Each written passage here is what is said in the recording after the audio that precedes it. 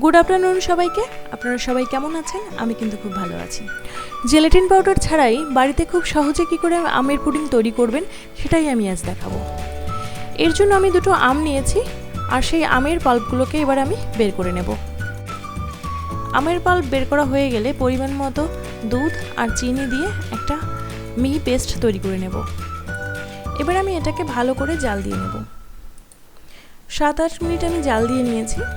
একটু যখন গাঢ় হয়ে এসে এর মধ্যে আমি 1 চামচ কর্নফ্লাওয়ার গুলে দিয়ে দেব। তারপর ভালো করে আরও 4-5 মিনিট মতো জাল দিয়ে নেব। দেখুন ভালো করে জাল দেওয়া হয়ে গেছে আর অনেকটাই গাঢ় হয়ে গেছে। এবার আমি যে পাত্রে পুডিংটাকে জমাবো সেই পাত্রে একটু অয়েল গ্রিস করে নেব।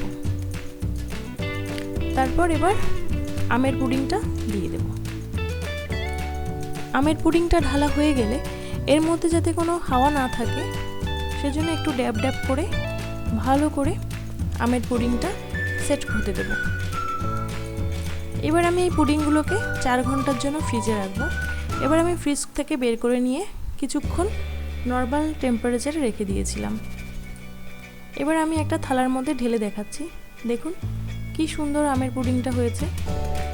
এটা কিন্তু খেতে দুর্দান্ত হয়। আপনারাও কিন্তু বাড়িতে একবার ট্রাই করবেন। Thanks for watching.